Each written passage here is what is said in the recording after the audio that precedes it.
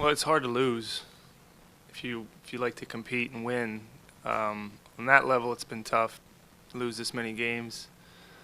But big picture, I think we made some changes that will help us going forward.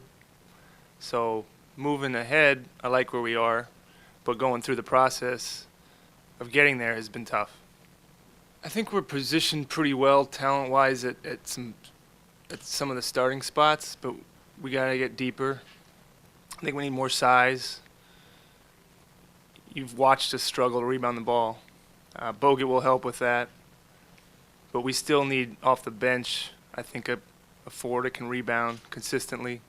Maybe some veterans. We're pretty young. So there's some needs that have to be addressed for us to get to the place where we want to go. I think both Curry and Clay, what they both do well is they're very smart and they're very skilled. So you put two guys out there that just know the game and have a tremendous skill in shooting the basketball, even when they don't have the ball in their hands, and this goes for either of them, you have to respect their shot. So you really can't leave either of them alone, which should create a lot of space for the other players. But like anything, it has to work. We haven't seen it yet.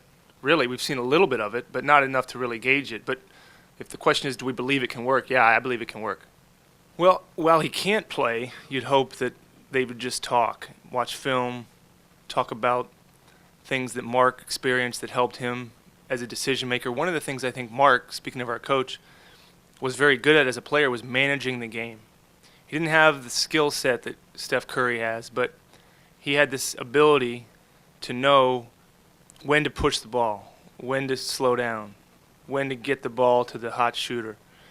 And one similarity is that Mark played with a great shooter, a guy that Klay Thompson's been compared to in Reggie Miller. So he may be able to impart to Steph how to get a guy like that in the game, how to utilize a guy like that. But that's while Steph can't play.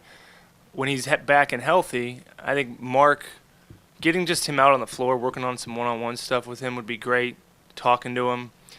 And maybe most importantly, I think, is teaching him some leadership skills.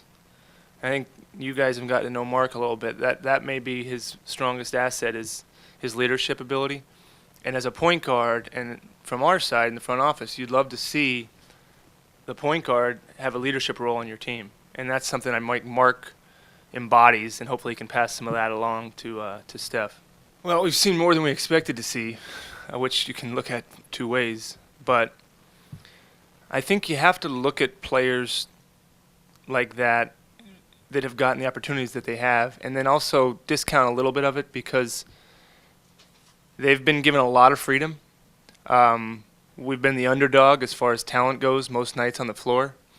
So it's hard to gauge players when they don't have the pressure on them to win, when they don't have the pressure on them to make the right decisions. Right now they're out there and it's great. It's great to get experience like this, but we haven't seen those two players when we're in a game and it's a game we should win and we're in a playoff race, and what kind of player are they then? So it's most players it takes more than a year to evaluate. We've had the luxury of seeing more of them than we thought we would. We'll have the luxury of seeing more of them in the summer league. And I would tell you, if the draft happened again, I think both would be drafted higher than they were, which is a positive. But this goes for a lot of our players. There's still an evaluation process that needs to occur. They both did a great job for us and showed us things in their minutes that we liked a lot. But I anticipate with a healthy roster, a lot of the players that have been getting a lot of these minutes may not get the same opportunities. So you have to see how do they fit in to what we anticipate being our starting lineup, to what we anticipate being bigger minutes for players that have been injured. So you do have to view it through one lens and say they had a great individual year in some respects, but you also have to then look forward and say how do they fit into what we're trying to do next year. And it's an art more than a science, but that's what you have to try and figure out. I will tell you that with all the players that I've discussed, we're pleased with what they showed us. And it's just a question of how do they fit in going forward. And that's a decision we'll make with the coaches and talk about probably throughout the next 2-3 months. If you look at the positions I think you're referring to as the small forward, I think we have a starter. Question is who's going to One of them's a starter. Who's going to embrace that role, and who's going to own it? And the question is does that also fit with the other players on the floor? We haven't played one game with Andrew Bogut. Steph Curry and Andrew Bogut haven't played 1 second together.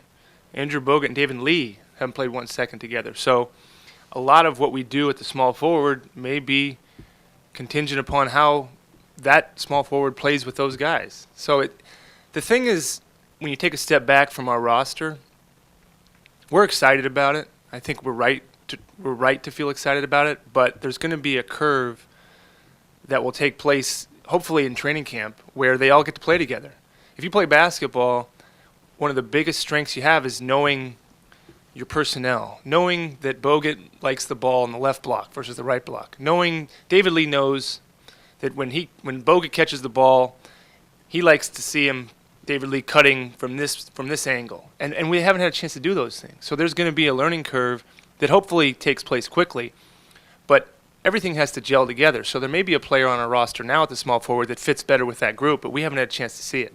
Well, I love that they want to be back. I used to represent players, and they hope they're being honest. But you always want players to experience. If a player a lot of these players went through a tough year for us, a lot of losing, and the fact that they will tell you in a tough environment, night in, night out, going against some pretty good competition, that they want to come back. If that's truthful, which I do take them at their word, that's a good thing for us. To answer your question about do we want him back, certainly we want him back. But you have to, again, there's a price to be paid for every player. And price has to work for us, has to work for them. I tell you what, I mean, you'd like from the management side, you wish every player was a minimum player. From the agent side, you think they're all worth more than probably a lot of other people do. So it's a balancing act, and you try to come to a happy medium, and usually neither side's thrilled with the result. But if you have a player that wants to come back and you have a team that wants a player back, you're already ahead of the game. As an agent, you're out there looking at the tier of players you have and focusing on the teams that you think have interest, trying to cover the whole league. From the team side, from our side, the Warriors side, it's a little bit of a different thinking process where we look at who do we like, who do we identify, and how do we prioritize them. So it's a buying mentality as opposed to a selling mentality. As an agent, you're not quite as selective. You take what you can get, you present it to your client, hopefully it's good money, and you move on. As a team, you have a certain threshold that you can spend. So you have to be right as much as possible, and you have to be disciplined. But I think preparation is big on the team side, because what you do is as you head into free agency, you say, who do we like and at what number? And you try to hold fast to that, because what happens is you like a guy at X number, and all of a sudden you're so fixated on him, you see that number creep up and then creep up. And then you start getting to the point where you're thinking, how much do we want this guy? So there's a discipline to the team side, whereas on the agent side, just drive the price up and get as high as you can and take your money. You're a little easier. So it's a different dynamic.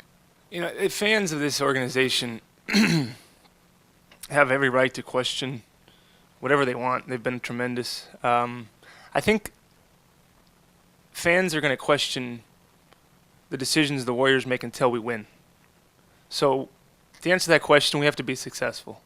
And people are going to, whether it's that question or question about a trade, question about a draft pick, everything gets answered with winning. And until we win, they're going to keep asking questions. You guys are going to keep asking questions. And that's fine.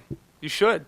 Because you're not winning, something's not happening correctly. Whatever it is, it's not going the right direction. So when you do win, questions are a lot different. So we hope that by winning, people aren't going to ask those questions. But until we do, it's a fair point.